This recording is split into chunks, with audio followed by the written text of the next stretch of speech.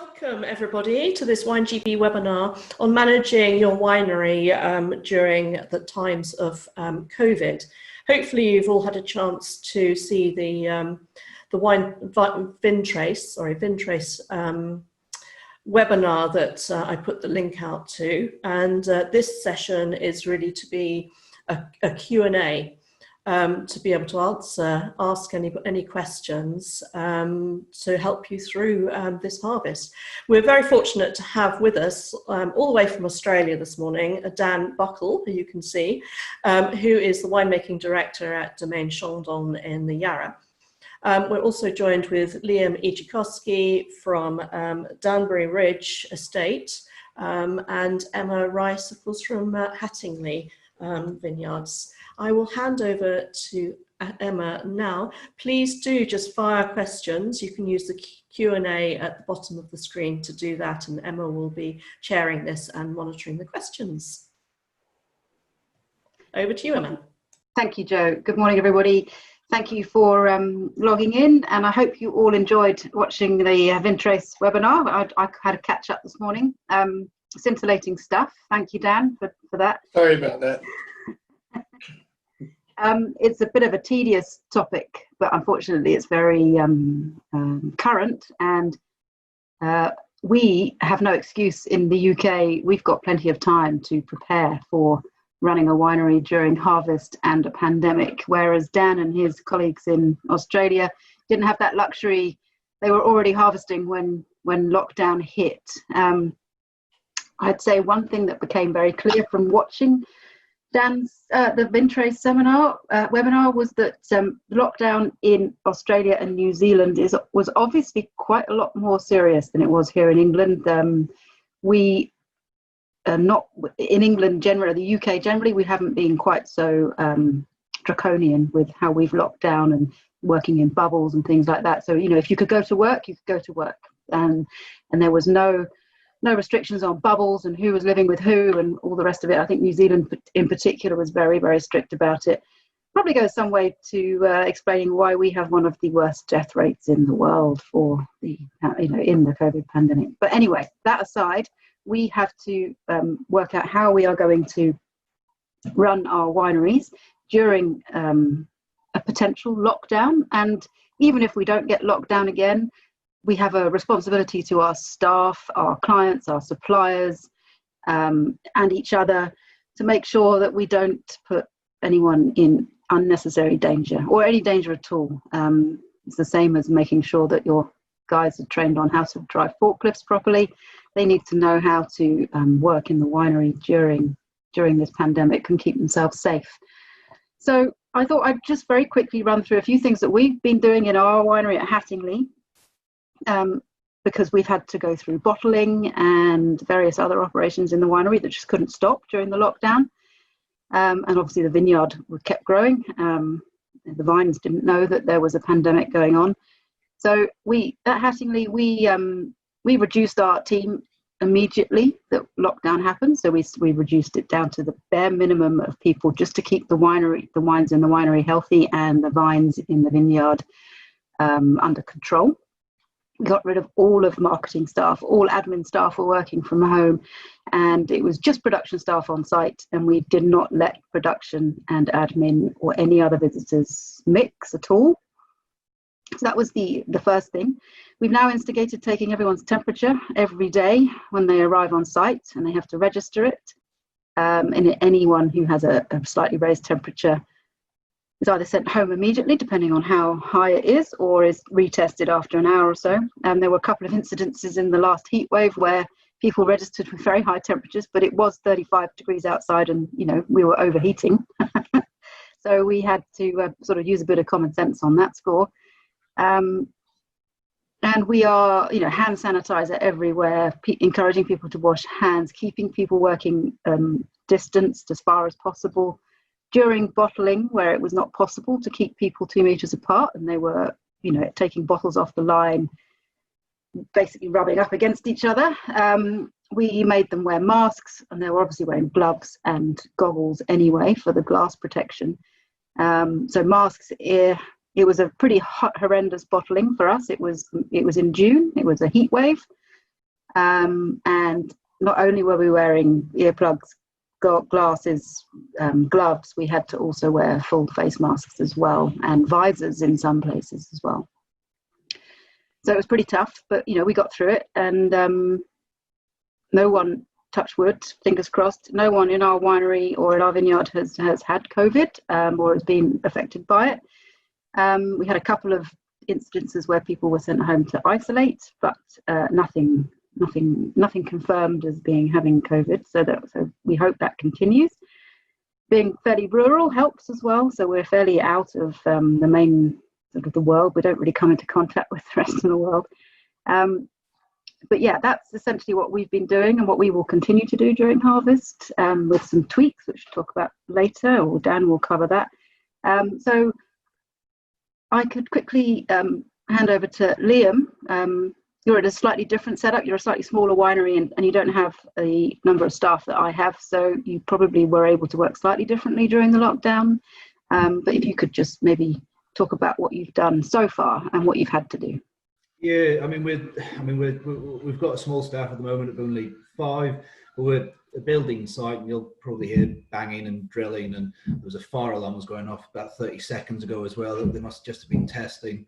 So there's a lot of people on site, but we've segregated ourselves, and the 5 people that I've got, that includes myself, we basically just created our own bubble throughout this. There's we had a bottling line turn up in August from Italy, and same again, I need to get wines bottled. So yeah, we kept our distance as much as we could, and wore face masks and gloves. I mean, I've still got a question mark on whether we should be wearing gloves, because I sort of found people with gloves aren't actually washing their hands. They're not, sort of using the ethanol that we've got so dotted about the place.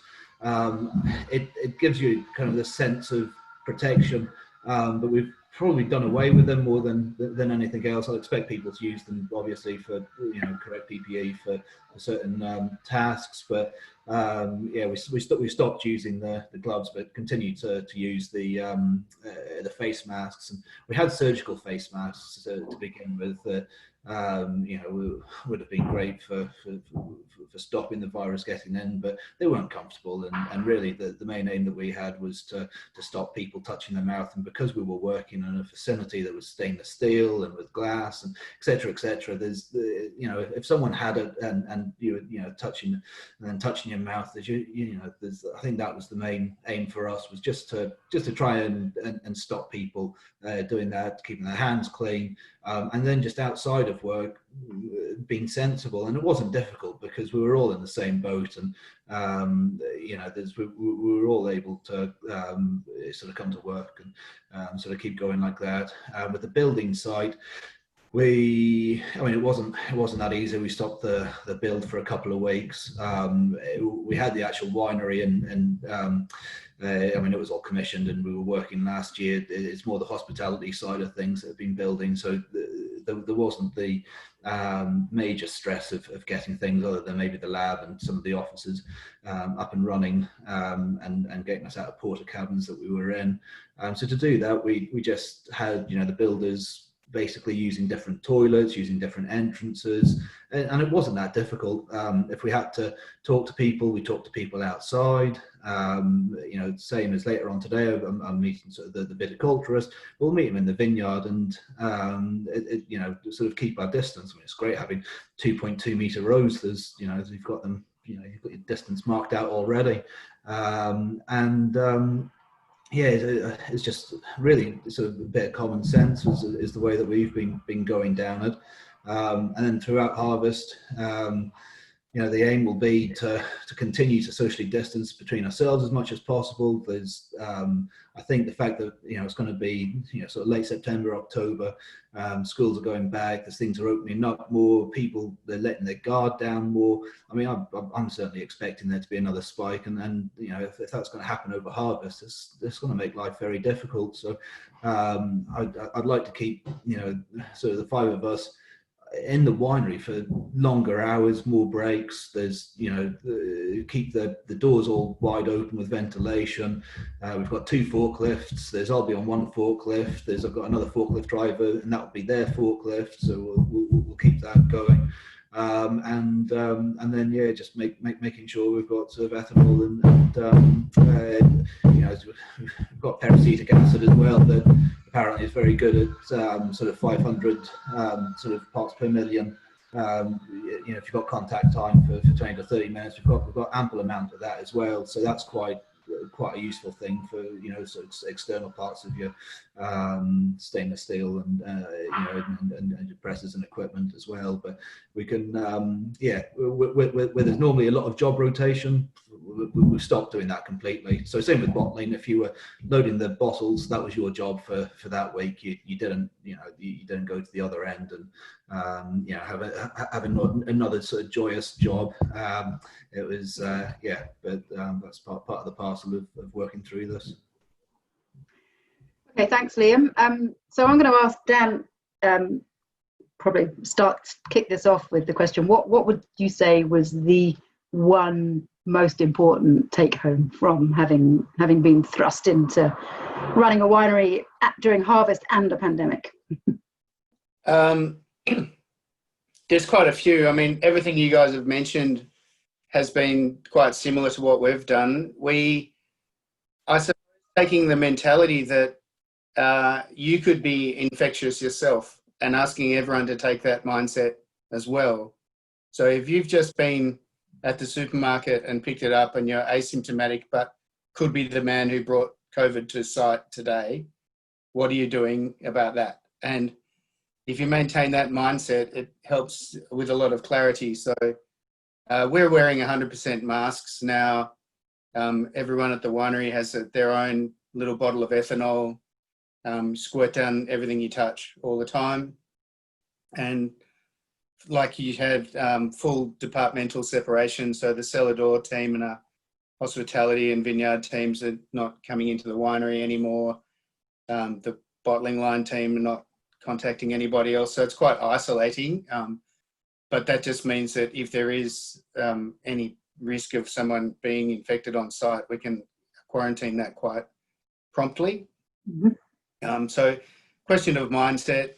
We've had some really great training modules that came from one of the local universities who does a lot of vocational training work about understanding infection control and chain of infection with virus in particular, and also safe mask usage and things like that. So just to bring everybody up to speed, because I think I said to you earlier, Emma, that it's surprising within organisations the breadth of awareness and knowledge and medical understanding or scientific understanding and where people are getting their news from. So if you can just bring in that standard sort of baseline of everybody knows what the virus is and what's effective and how to use PPE effectively and where the risk points are, that's a really great help. Yeah, well, that's a good point. So is it all that training provided free out to industry from this university, or? No, of course they're making money, but I think it was about $20 a person, and you get a certificate. So, that's worth it. Yeah. It's all online, so. Yeah. Okay, so it's quite interesting, I think, your point about making sure that all your staff have the same information and they're not, someone's not getting it from Facebook and then passing it on to their team members saying, basically disseminating false information. I think that's quite important to make sure that people understand what the reality is and what the rules are for, you have to establish what the rules are for your company and your winery. I think there's in England, UK, there are quite a few bigger wineries now with lots of staff, but a lot of them are still very small. So it's, in some ways it's a lot easier to make sure that everyone's on the same page because everybody works together very closely in a small winery. But there are some much bigger wineries now in the UK, and we do have to make sure that everybody gets the same info. Yeah, and I find that, when I've been going out to see growers in the vineyards and people coming on site, delivery drivers, Some of my clients needing to come in and taste wine because we're also a contract winemaker. And there is a huge disparity in how serious people take this. And those are people that we've got no control over. So they're outside people. So I think that's really important. Some people are still wanting to shake hands, believe it or not, and sort of, roll their eyes when you say you don't want to. Completely shut to people from outside. And there was a period there where the maintenance guys were saying, "Oh, great opportunity to get a whole lot of work done while no one's around." But we had an incident where there was a concern about somebody being on site who may have been close contact. So quickly became clear to us that we were concerned about other people on site as a major source of potential infection and much less controlled than our own team. So we don't have anybody else on site. And we've got some pretty strict rules about truck drivers getting out of their cabins and essential maintenance people as well. Yeah. That must be pretty tricky because we're having to have all our presses serviced and all of our kit serviced prior to harvest, and these guys are coming from France, and there's the quarantine from France, so we have to consider that as well. Although it makes a bit of a mockery of it, you can just write them a letter and to write a letter that basically says we need them to come in, they're essential, and they can bypass the quarantine. So I think it's something that's very, very different here, I think, to both Australia and New Zealand, is that we're so close to the continent, and we use, in our industry particularly, we use a lot of guides and a lot of deliveries, a lot of goods come from mainland Europe. And also the country as a whole survives on food that comes in from mainland Europe. So, we can't shut our borders like we might hope to. So, we can stop holiday makers going abroad, but we can't stop the commercial traffic coming in and out. And so there's even that extra added element of not just truck drivers who've, might have been compromised, or, your staff that might have been compromised going to the supermarket, but it's the drivers coming in from Italy, from Spain, from France, from God knows, all sorts of places. So we do have to consider that as well. But what was I going to say? We ought to think about the more formal side of the whole process in terms of doing risk assessments and things like that. And I know that, Liam, you were going to talk a bit about risk assessments and whether or not what you have to do and where you can get them from, or where you can get the templates from. Perhaps you could talk a bit about that, Liam. Yeah, well, I think it's they're really important. They're so tedious. There's no one likes to do them, but legally we need to, and it just shows responsibility that we're taking for ourselves and for the staff. And no one wants to come to work and feel unsafe. You don't know necessarily the lives of your employees. Maybe they've got an elderly mother that they visit a couple of times a week or whatever. And it's just important that it's not just for ticking boxes. It sort of demonstrates that you're thinking about them and their welfare, etc., etc. Legally, if you've got less than 5, you don't have to have a written risk assessment. You just have to sort of show due diligence and that you're taking good precautions. But they're still worth doing. And if you've got more than 5 staff, that has to be written. And it's something that you need to talk to your staff about, make sure that they know, make sure that they're trained. And it doesn't need to take long. It just needs to, you just need to think about the operations you're doing and the protocols you're putting in place and making sure they understand that. HSE give you the templates, and they basically talk about how you reduce the risk, and if you can't, totally eliminate it. There's what you're going to put in place to at least try and reduce as much of the problems as possible. And if you go onto the WineGB website, there's some good links. I saw VineCare had done a sort of a risk assessment. What was just a written risk assessment that sort of kind of stated what their protocols were, and it shouldn't take you long. But if you don't do it, and there's an outbreak, it looks very bad on you. I mean, I don't know how, you know, in Australia, if there's been any wineries down that had any outbreaks, and, you know, if there's any press or anything like that around them, if, you know, I mean, did every winery get away Not with it? really. Early in the game, there was one local winery that had a visitor who tested positive, and they had some concern about infecting staff and so forth. But that was a member of the public. So within wineries, I'm not aware of any. But on the risk assessments, there's probably two things I'd add to that. That having, as someone who doesn't generally run to enjoy bureaucracy, I think there's been times when risk assessments have shown up things that we do that are unsafe that I hadn't considered. And there's a sort of rigor to that that's really beneficial, that helps you methodically go through different tasks. And the human dimension you can't overlook. You know, the idea, as you mentioned, that if someone were to get infected at work and then take it home to their elderly parents or something, you know, it's the same as if someone were having trouble in a confined space or got caught in a large piece of machinery and, you know, had a serious injury, that you just don't want that on your conscience, you know. So as someone who manages people, I'm forever concerned that everyone has to go home safely. So that, I guess that's the main human side of it all. It makes it a bit more worthwhile. Okay, we've had a couple of questions or comments really about risk assessment. So Patricia Stefanovic is suggesting maybe you could consider using templates either from the NHS or schools. I would caution about using templates from other industries, that you need to do these risk assessments from blank. We're starting with a blank form, because you don't want to assume anything or have anything suggested to you, or I think you need to look. Everyone's operation is very different, and you need to make sure that you really, really look at your own operation and how you run things and what you're doing objectively, without being sort of suggested by an existing risk assessment. You can sort of get ideas from other people, but when you actually come to do it, make sure that you start with a blank sheet and work through it methodically, rather than trying to apply something from another industry, particularly, I think, over to our industry. I think you need to make sure that it is very specific to the winery that you're working in, not just the wineries generally, but the winery that you're working in.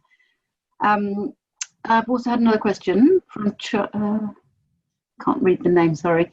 Good morning. We do not have a winery on site and rely on volunteers for our harvest. What advice would you give for the actual harvest? Well, from Poulton Hill Vineyard. So I would say, well, there's going to be, on the 27th of August, there's going to be a very vineyard-specific harvest webinar in relation to COVID, run by some of the guys who do the contract labor, who provide the contract labor teams. I think it's either Vineworks or Vinecare. I probably get that wrong and upset someone. One of the big contract labor companies is going to be running a webinar on that for WineGB. So in terms of using volunteers, just briefly, I'll touch on that. We've actually managed to run our vineyard. We have a very big winery at Hattingley. We have a very, very small vineyard by comparison to the winery site. So we have about 10 hectares thereabouts that we own and run ourselves, and we've managed to do the entire thing with volunteers, local people who have been furloughed from their current job, so they're being paid by their current employer, but they're not doing anything. And during lockdown, they were begging us, can we please, we have footpaths running through the vineyard. And so, people stop us and say, can we please come and work, So we've actually managed to run the vineyards through, we have two vineyard sites through the lockdown, the entire season, with just using volunteers. So in terms of using volunteers or any people in the vineyard, it's just about applying the same common sense. So our rows are 2.2 meters apart, so one person per row, and then don't let them work side by side to each other, unless they come from the same family, and then they can. Providing hand washing facilities and sanitizer in the vineyard, so making sure we've got water and soap and towel and paper towel and then hand sanitizer up in the vineyard so that everyone can wash their hands whenever they need to. Otherwise, being outside in the vineyard was, you can keep people separate. You do have to watch them, make sure that they do stay separate, and people do get a bit complacent and they start to get to know each other, and then they start to get a bit closer to each other and start, so you do have to keep an eye on it, but it's just applying common sense. But in terms of more detail on how to run a harvest in the vineyard, I think it's the 27th of August. There's going to be a webinar on that in particular for the vineyard. In terms of the winery, so if you're sending your grapes to a winery, which is what happens for me a lot, but most of my grapes come in from elsewhere in various forms. The biggest concern we have, being whole bunch pressing and picking into small crates, is that the crates are handled by lots of people. So I don't know how you get around that. Wearing gloves possibly, but we wear gloves to unload, because it hurts your hands. So you're not wearing plastic gloves. We're wearing gloves that protect your hands from damage from the crates and or glass if we're bottling, etc. So and those gloves are not very comfortable to wear when you're not actually working in them. So people tend to take them off but when they finish loading. Makes a lot of sense to me, because if they're a big sort of working gardening type glove, that you're not going to scratch your face with it necessarily. So if you've got the virus on your hand from the crate, it's not necessarily going to get onto you beyond that. And if they're not comfortable to wear otherwise, then you're not going to wear them. So. And also the other thing is that when you're handling the crates, it rains a lot in England, so the crates are often muddy, and so your gloves get filthy, and you don't want to touch anything, so you want to take your gloves off as quickly as possible and then wash your hands. So I think as long as you're sensible about that, there's no way we can get around, short of sanitizing every crate when it comes in with the grapes in it, and then we've got a problem. You're spraying sanitizer all over your grapes, because I don't know how else you get around it, because you can't quarantine the crates, because the grapes would disintegrate before the quarantine was up. I think just being sensible and potentially wearing gloves while unloading and loading presses. And then just washing your hands as much as possible, and making sure that your vineyard team keep away from the winery team when they come in, so that they don't meet, particularly if you're going to another winery. I mean, it's for us, from our vineyard, the guys in the vineyard, we consider them part of the winery team. They're all part of the same production team. There's only 2 of them. But we will have to be very careful about people coming in from other vineyards, I think, and make sure that they don't get out of their trucks. They don't, mingle with the winery team. It's just, again, common sense, I think. So anyway, watch the webinar on the 27th for the vineyard specific stuff. Anything to add to that, any of you guys? No, not really. I think there's, keeping teams as sort of small and tight as possible is always sensible. And I mean, you'll talk about it in the vineyard, but it's just like certain tasks. If you're able just to keep one person on it, then it just reduces the risk at the end of the day. And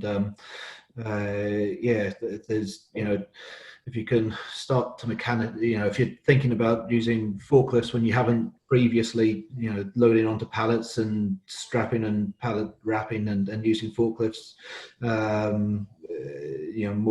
more often, and it's just thinking about ways to reduce that potential, one person touching it and then the next person touching it, because like you say, that you can just, especially with what we're using in the winery with the stainless steel, there's the virus stays there for days. So I think it's just finding ways that you stop people from a lot of people walking into the winery, a lot of people delivery drivers, like you've said, I think previously, that I had a bit of problem with the internet. There was someone turned it off, but you probably covered it. There's delivery drivers love a chat. They've been in the lorry for a long time, and they want to get out and they want to talk. And it's going to be the same, I think, with I've got 2 engineers coming over from France over the next couple of weeks, and normally I'm always stood over their shoulders watching them exactly what to do and trying to learn from them, but this time it's about probably, keeping a couple of steps back and talking to them after they finish their work, rather than being in the sort of very close vicinity. And then I'll just ask them to rub down what they've touched with ethanol wipes. Mm. I think in terms of vineyard work, the risk of transmission is fairly low, being outdoors, and it's fairly easy to space apart. So there's a big advantage there. The other one here, which is a big issue in Victoria, is you sidestep nicely by using volunteers. But in other parts around Melbourne, we've had problems where people have felt like they needed to come to work for the money because they don't have the sick pay, and even if they're not feeling 100%, they turn up to work, and that's a major vector for COVID when people are like that, or just at the beginning of their illness and bringing it to work because they don't want to miss out on the pay. So that's a huge cultural change for all of us here in Australia. That a year ago, if you'd asked me, would I go to work with a cold? And I'd say, yeah, I'm pretty busy and I don't feel too bad. But now it's not like that at all. So anyone who's coughing or sneezing or in any way unwell at work is just looked down upon in a big way. It's just not acceptable to turn up to work ill. So when the pay part of that story becomes a question, it's difficult. So if you're using volunteers, then they're less likely to turn up if they don't feel well, which is a flying start. Yeah. I mean, it's a fair point for maybe not for you, Dan, because you've probably got quite a large winemaking team. What about you, Emma? If you start developing symptoms during the midst of harvest, if you get a bit of a temperature, have you got any backup plans? It's quite. Well, this is something I've got to make a decision about quite soon, is whether or not, because we run 2 shifts, but they cross over for about 8 hours. So we run from 7 till 7 and 1 till 1. We don't run 24 hours, and there's a 6-hour crossover between 1 and 7 where we have everybody in together. So I've got to make the decision as to whether I reduce the shift times and have 2 8-hour shifts back to back, which is going to be harder work, or whether or not we start running 24 hours and do 2 12-hour shifts with not meeting in the middle. It's it's a big decision to make, and our location in a very small village, right in the middle of a village, with a 700-ton winery with articulated lorries turning up at 3 a.m. We're not very popular. So with the neighbours, so we have to be quite careful about annoying the neighbours. But with this year, we might just have to say sod 'em. They'll just have to put up with it, because we're going to have to split the shifts. It's going to be tricky because that's not the way we've ever worked before. We've never separated the shifts out quite so strictly like that before. So yeah, I'm going to need to think about whether I do that, because like you say, if one shift goes down, then potentially you have to stop working entirely. So we've had a couple of incidences, me included, having to isolate at home because of symptoms. Luckily, I was able to get a test and my symptoms, I didn't really have that many of the symptoms, but so I was able to come back to work after less than a week. And we've had other members of the team before testing was really ubiquitous who had to take the full 14 days isolation, which is, annoying, but absolutely necessary. And to start with, we were paying full pay, full sick pay while they were off. And we have had chats with everybody and talking to everybody, saying, as lockdown was eased, if people put themselves in unnecessary danger, or they go to an illegal rave, or start disappearing down to Bournemouth Beach with 6 million other Brits who have all decided to travel to the beach as well, then and then they come back and need to isolate, then we're going to be less than sympathetic towards them. With social media, we know what they've been up to because they can't resist posting. So there's a fine line between penalising people for being stupid, and penalising them too much means that they're going to be stupid and turn up to work even if they don't feel very well. So that is a fine balance. I don't know what we're going to do necessarily in terms of the shifts yet. Talk to the team and see what they feel and what they think. One thing we have done for harvest this year is that what came out, actually, Dan came from the seminar that you did with Vintrace. One of the things that all three guys said was how your foreign harvest team all just buggered off almost as soon as harvest started and left you high and dry to varying extents.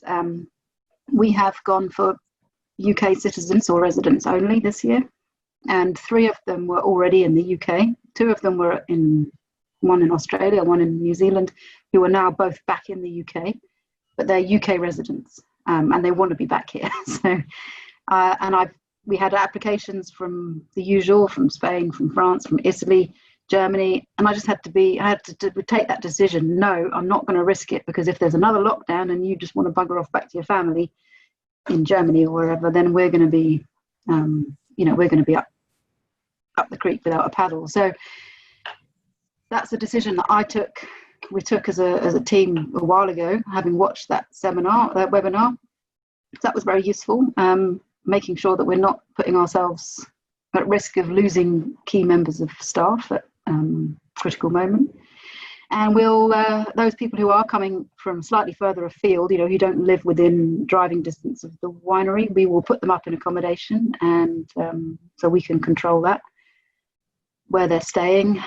We live in a very rural location, and once they're in the village, they're pretty much stuck there. So we know they're going to be all right. They can't get out. There are no bus services. So we can bring food into them. But no, so it's that was something that's absolutely key, was the staff we're going to use for harvest, and making sure that they're all committed to coming and working the harvest and aren't just going to disappear. I don't think it was for lack of commitment at that stage of the looming lockdown we had. Oh, yeah.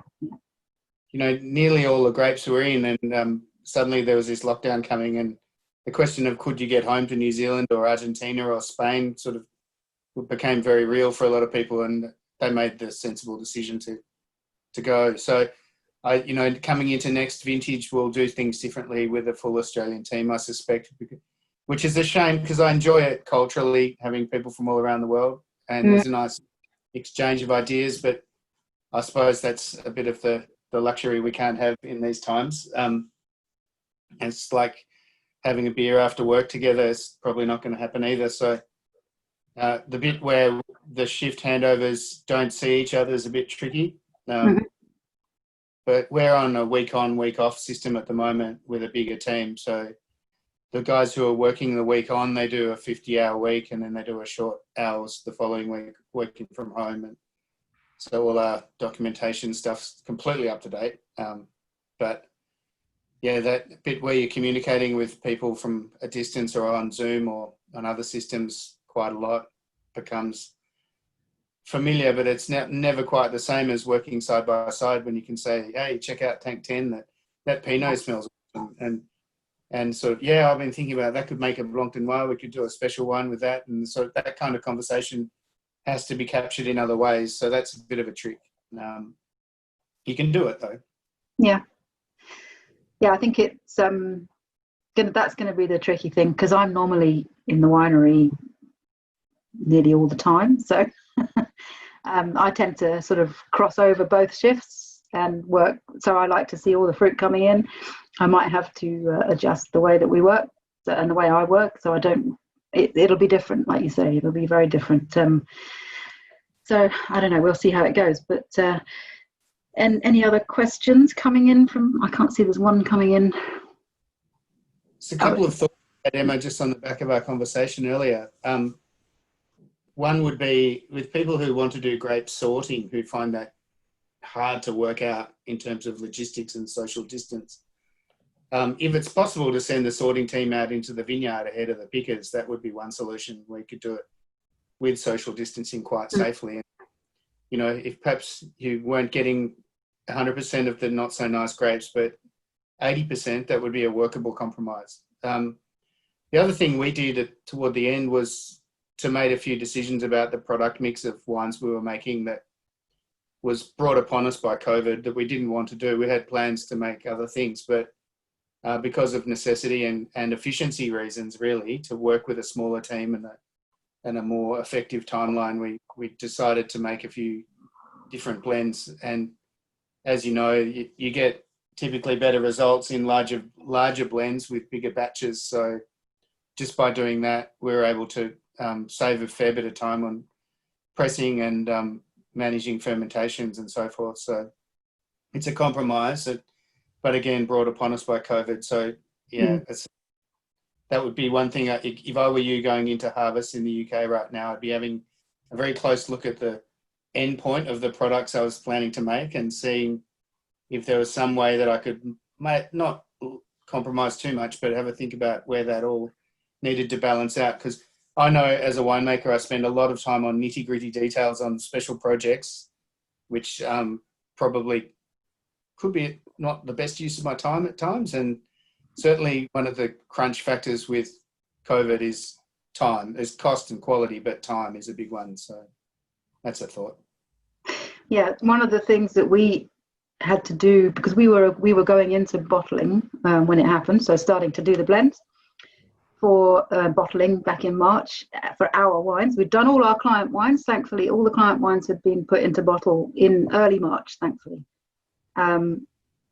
And we made a decision at that point that we weren't going to bottle everything because of the cost, partly because of the cost of bottling is just vast for us.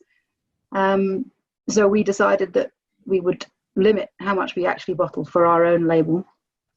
And so we've got a huge amount of wine in tank in reserve this year. So that has another knock-on effect. So we're reducing all of our intake as well. So we're having a small harvest because we've got fewer tanks to use because they're occupied already, which makes life a bit easier for us as well. So luckily we were able to do that relatively easily with because a lot of our contract clients, we were able to just say, you know, we can't take any excess fruit this year. We can just take what's contracted. We can't bend over like we have in the past. We can't bend over backwards to take everything you produce. We can just take what your contract states. And tough shit, you'll have to deal with the consequences yourself because we can't deal with the consequences this year.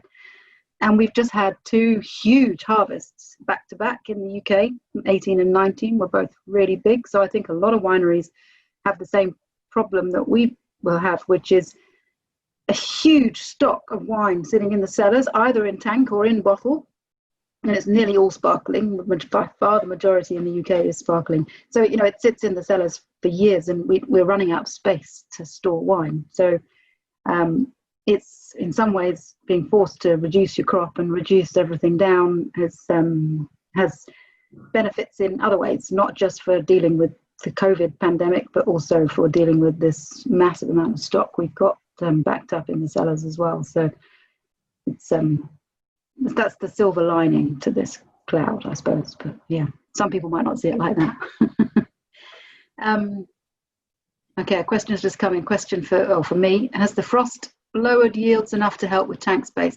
It did help a little bit. There was frost. Some people got hit harder than others. So the west of the country got hit really hard. Most of my vineyard suppliers are in the east of the country who didn't get hit so hard. So, you know, this was the first year I've ever been like, you know what, if the frost hit, it wouldn't be quite so bad. Wouldn't be such a problem. But we all went out and still did all our frost protection, and most vineyards managed to fight it off. Some of the more susceptible ones got hit, certainly, and that has helped a little bit with tank space. But, you know, where I've got guys in Berkshire who got hit hard with the frost, I've got guys in Kent who are saying, I'll take the space. You know, I'm producing more, so I didn't get hit. So it's swings and roundabouts. It's a bit both. I don't know, Liam, you're up in Essex. You probably didn't get touched by the frost up there. No, although it's a strange year. We had a new block come on, and yeah, we got to -4 on the 31st of March at Willie Budden one. It was only a small, I think it's like 2.5 acre block. It's a tiny amount, but we did actually get a touch of frost there, and we had some very cold nights in May as well. So yeah, we went out with the bougies, but we didn't get damage in May. But yeah, we did go out and some bougies because it really dropped, and it dropped very quickly at one point. But yeah, no, like 95% of the sites are absolutely untouched, and yeah, didn't get too close. But yeah, I mean the yields are we've dropped quite a lot of fruit already, and it's like you sort of say, it's probably a good year if you haven't been hit by frost. Maybe it's not a bad idea to drop some fruit, and you can also sort of potentially spread that harvest out as well. If you drop fruit, your fruit ripens quicker. It's not necessarily about quality, but you certainly get riper fruit if you've got less yield. So you could potentially, sort of drop fruit in certain blocks, and you could be harvesting those a few days before, and spread it out that way if you aren't really looking to maximise yields. Yeah, so I'm definitely not looking to maximise yields this year at all. Maybe this is the year to make some still wine in England. I mean, I know you do already, Liam. But Liam's in Essex. Essex is like a different country in terms of climate. So yeah, it's very different to the rest of the southeast of England. So I've got vineyards up in Essex as well, and potentially make some still wine from those sites this year, because it has been a very hot year for us as well. And the great worry with the heat, that might set you up nicely for that. It could be possible. Yeah, early harvest, small harvest, because I've got a lot of growers have they've reduced their crop for me so that they can, A, they're not producing as much, and B, hopefully ripen it for still wine. Then I have the problem of everything coming in at the same time rather than being spread out, which it's supposed, it's designed to do. But so yeah, we'll see. I think there's everything to play for though, and in England, you definitely don't want to count your chickens before they hatch, as it were, because this time last year I was rubbing my hands as well, as all the way up until September we had such cracking weather, but it then opened up even over here in early September, and it just didn't stop raining. I've not seen a harvest is wet, and and as sort of 2019. So you kind of just have to roll with it. We did make some still wine in 2019, but not as much as I'd hoped for. So we're setting up for it, but won't get the chickens until the grapes are in. Yeah, well, the great advantage about making still wine is that you can sell it the following year rather than 5 years later, like the rest of our wines. Yeah. I have to say that was one thing that obviously we didn't plan for it, but we bottled our very first ever still rosé at Hattingley on the 9th of March. Liam, you and I were in Portugal, living it up in Portugal, oblivious to the whole lockdown that was starting to happen back home. Right, so I was trying to watch Cheltenham at the same time. It was different days, wasn't it? There's 50,000 and yeah. That was a different world entirely, but we got so we bottled our first ever still wine in March, and oh my god, that was a lifesaver during the pandemic, because it was everyone was at home, everyone wanted to drink rosé because it was the spring and hot, and we couldn't have planned it better, to be honest. So we're going to try and do that again this year if we can. Anyway, so we've been going about 50 minutes. I don't know whether I haven't had any other questions come up on the screen, so unless there's one has just come up, Emma from Joseph. I'm not sure if you got it. Shall I read it out? Yeah, sorry, I didn't see that one. Yeah, you go. Okay, so from a COVID perspective, are any of you going to try and run harvest with less people overall to reduce the number of people involved? So are you reducing your team, Emma? We have, because we've reduced our yield coming in by about a third from last year. So we are using slightly fewer people, a smaller number of people, definitely. And also utilising, but overall utilising our marketing, events and on-trade sales guys who are all being furloughed, who have not been working throughout the whole period. The furlough ends in October, so we're going to get them all to come back into the winery for harvest. So they're going to be, some of them will be incredibly well paid cellar hands, crate washers, but at least it means we're not mixing people from outside the winery. So some of those guys are coming back in.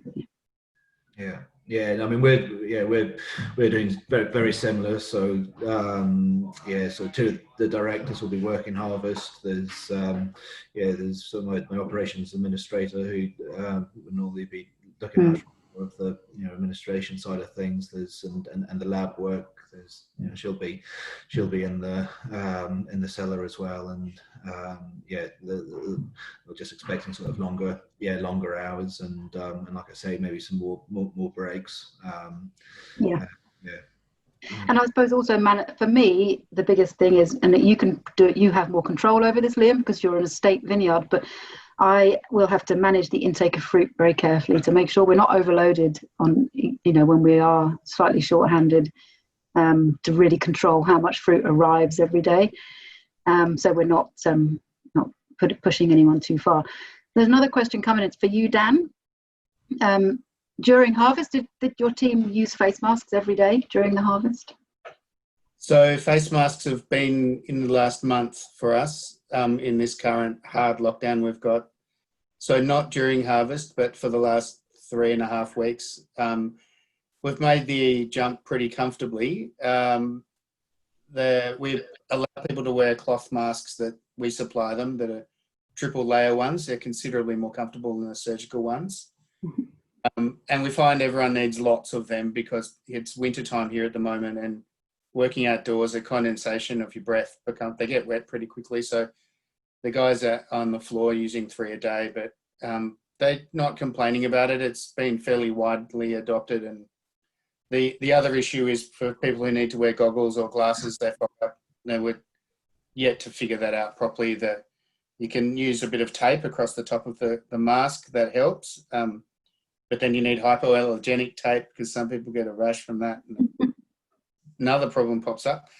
But overall, it's been a fairly smooth transition, and I'm not really hearing any complaining about it. Of course, as soon as you take the mask off, all the advantages of having a mask on sort of go away. So immediately the lunchroom and eating spaces become, or tea or smoking areas become a real question. And I suppose when you look at how far smoke can travel from someone's breath, it sort of reminds you how far breath goes. And that's pretty scary. But overall, we have encouraged people to eat outdoors wherever they can. We have, even though it's wintertime here, it's not awfully cold in the middle of the day. So for lunches, it's workable, and it's just a matter of keeping the minimum number of people in the lunchrooms, and otherwise we're in all the time. Okay. Yeah, I think that's another thing that was pointed out during your webinar was we have someone coming in catering for us during harvest, and she cooks food for both shifts and for the vineyard. So if she gets sick, it could then spread to both shifts and the vineyard team as well. Sadly, we've had to stop all of that, and that's been a really, again, another cultural blow to the way we like to work together, have the harvest. It's that's a real problem. So we got round the after work beers by ordering a pallet of beer and having it delivered into the cold room, and so that we can have a beer on a Friday afternoon after work, all sitting around in the yard 2 meters apart, so we don't have to go to we can now go to the pub. It is open again, but we've allowed Friday afternoon beers again, but you're sitting outside. Well, that works. Okay, so Joe, I think that unless that's it on the questions.